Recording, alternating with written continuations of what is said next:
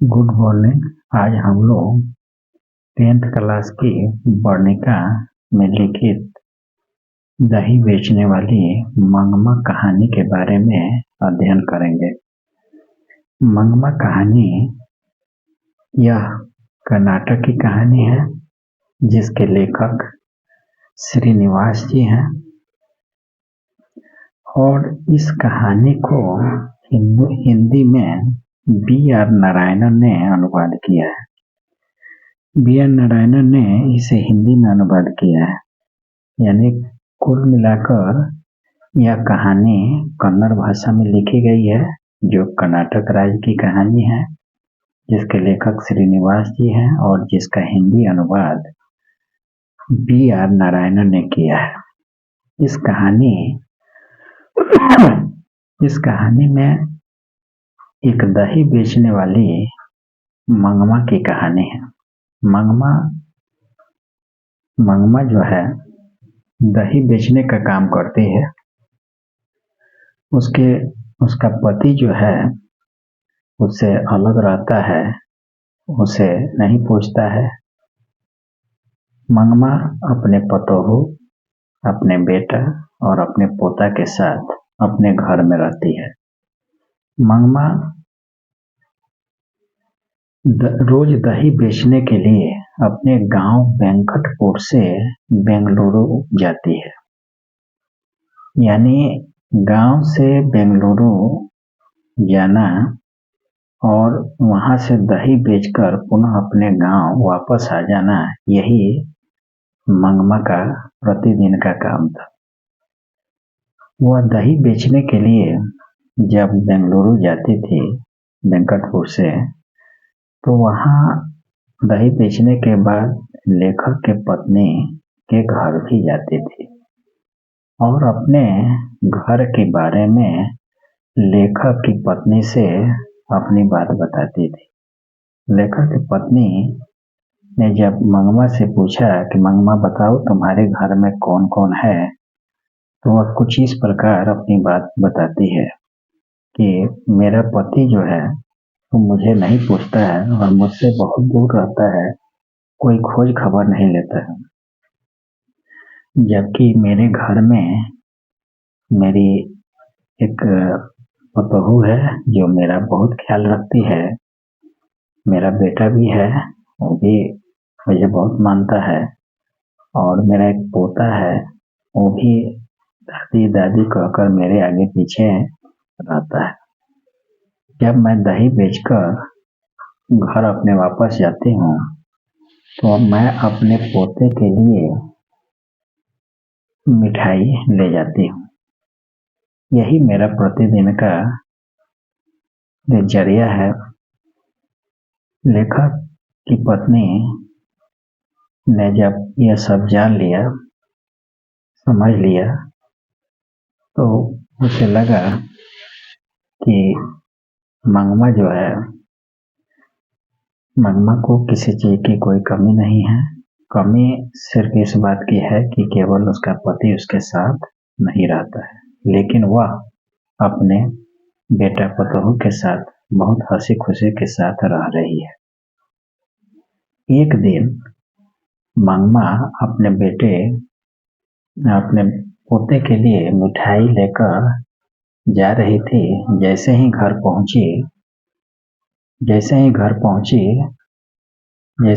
पहुंची तो उसकी पतोहू उसके पोते को बहुत बुरी तरह से मार रही थी।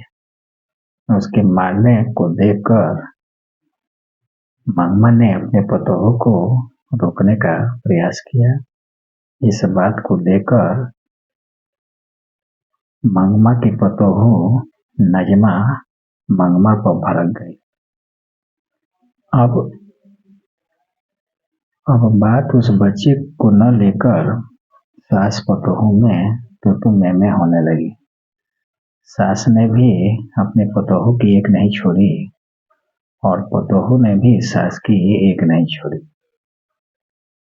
बात इतनी बढ़ गई कि दोनों एक दूसरे से काफी दूरी बना लिए और माँ ने अपने पतोहू नजमा को सबक सिखाने के लिए अपने बेटे की दुहाई दी कि रुक जाओ, शाम को बेटा आता है तो मैं तुम्हारी शिकायत करती हूँ। इस बात को लेकर जैसे ही शाम हुआ और बेटा घर आया, माँ अभी कुछ कहना ही चाह रही थी कि बेटे ने कहा कि माँ, मैं तुम्हारी रोज रोज के किचकिच से तंग आ गया हूँ, तू ना हो तो अलग ही रह। और यह कहते हुए अपने पत्नी के कमरे में चला गया। यह सब देखकर, यह सब सुनकर मंगमा का दिल टूट गया। वो अपने दूध को कोसने लगी और यह समझ गई कि मैंने जिन लोगों के लिए दिन रात एक करके मेहनत किया और उनके लिए, उनके खुशी के लिए मैं जो करती हूँ सब बेकार है। और जब शाम हुआ तो बेटा, पतोहू, पोता सब अपने खाना पीना खाकर जब रात में सो गए, तब मंगमा जो है भूखी बिलबिलाती रही और बाहर जब दरवाजे खोलकर निकली तो देखी कि उसके दरवाजे के पास खाने पीने के जो सामान था वह वगैरह रखा हुआ है। उसे एहसास हो गया कि अब कल से मुझे अपना खाना स्वयं ही बनाना पड़ेगा। और वह दृढ़ निश्चय की कि अब मैं बेटा पतोहू के साथ हरगिज खाना के लिए नहीं कहूँगा और मैं अपना खाना खुद बनाऊंगा। दूसरे दिन वो अपना दही लेकर जाती है और बेचने के बाद जब लेखक की पत्नी के पास पहुंचती है तो उसका मुंह सूखा हुआ था। यह देखकर लेखक की पत्नी ने मंगमा से पूछा कि मंगमा, आज तुम बहुत ही उदास हो। तो मंगमा कहने लगी कि देखिए ना माँ जी, मैंने कल जो है अपने पतोहू नजमा को, अपने पोते को बेदर्दी के साथ पीटते हुए देखा तो मुझसे रहा नहीं गया और मैंने उससे कुछ कहा तो मुझसे ही उलझ गई और उन लोगों ने मेरा खाना पानी बंद कर दिया और आज से मैं अपना खाना खुद बनाकर खाकर दही बेचने आई हूँ। यह सुनकर लेखक की पत्नी ने मंगमा को समझाया, देखो मंगमा, तुम सास हो और पतोहू बहू होती है, उसके क्या उसकी और तुम्हारे उम्र में भी काफी अंतर है, इसलिए तुम अपने पतोहू से किसी तरह का वाद विवाद न करो और मिलजुल कर रहो, यही तुम्हारे लिए अच्छी बात है।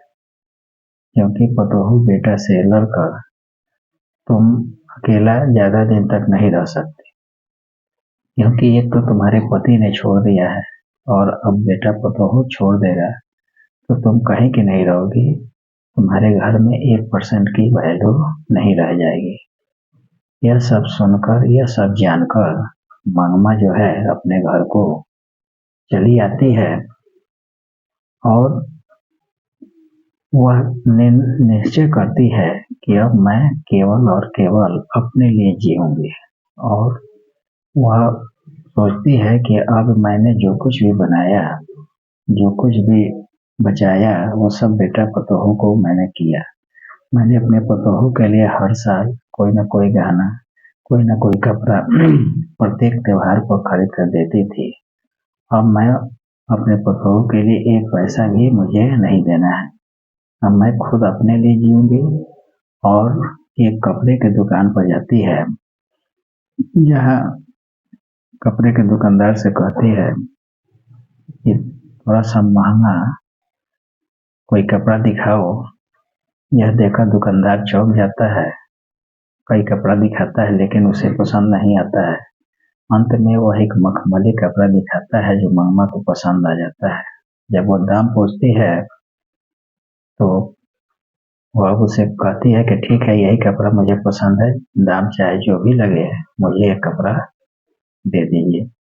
दुकानदार उसे मखमली कपड़ा दे देता है और वह सिलवाने के लिए दर्जी के पास जाती है और उसका एक जैकेट तैयार करती है। जब वो कपड़ा पहनती है जो काफी महंगी है, यह देखकर उसकी पतोहू जलती है। आसपास के लोग देखकर दंग रह जाते हैं कि इस बुढ़िया को इस बुढ़ापे में इस तरह के कपड़ा पहनने का शौक चढ़ गया है। वह श्रृंगार भी करती है।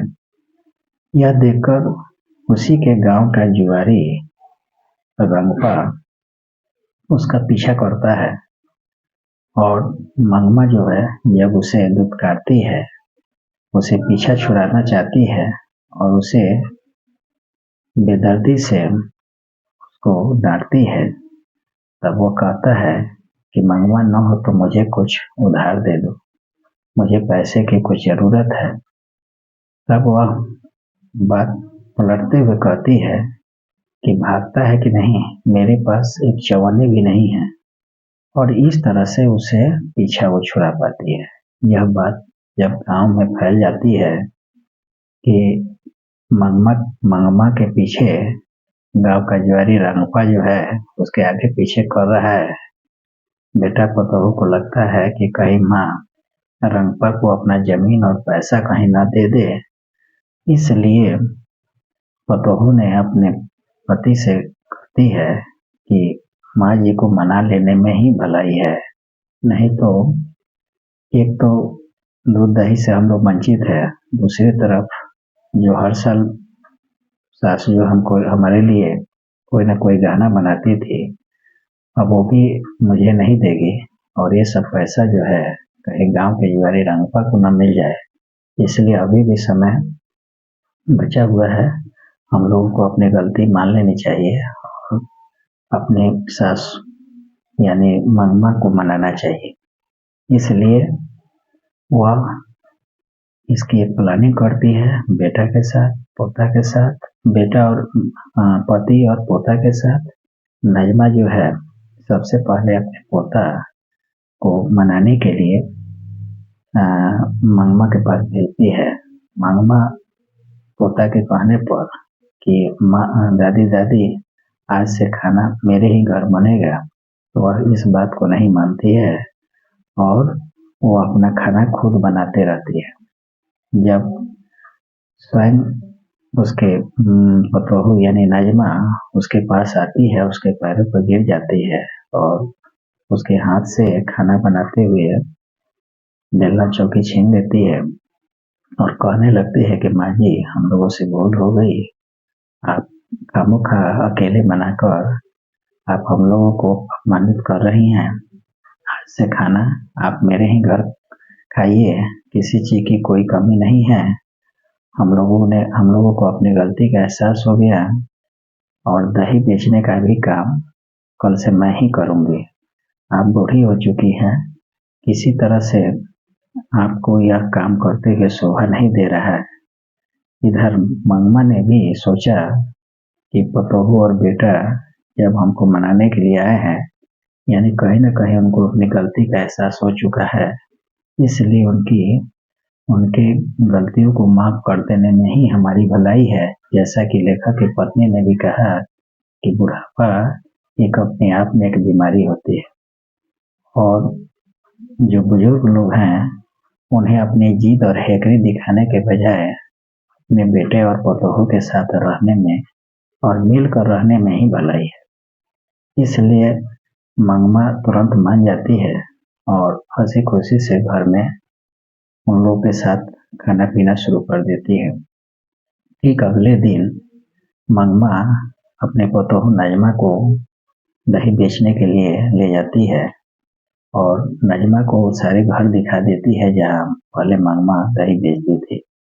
मंगमा नजमा को सारे घर दिखाने के पश्चात लेखक की पत्नी के घर भी ले जाती है, उसे बात करवाती है। यह देखकर लेखक की पत्नी चौंक जाती है और मंगमा से उस नई नवेली महिला का परिचय पूछती है।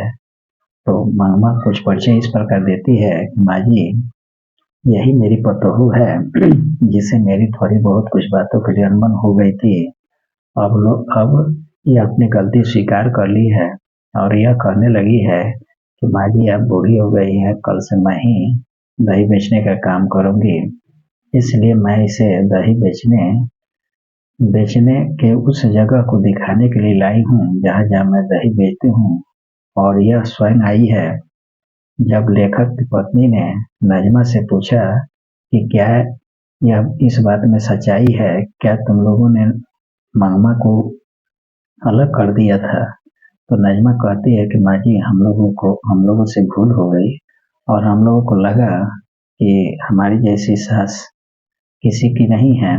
ऐसा सास आज के वर्तमान समय में मिलना मुश्किल है, जिन्होंने पति को छोड़ देने के बावजूद भी हम लोगों के लिए वो दिन रात एक करके काम करती है। जो भी पैसा कमाती है उससे मेरे लिए नए कपड़े और गहने बनवाती थी, पोता के लिए और मिठाई खरीद कर देती थी और पति को भी बहुत मान सम्मान देते थे।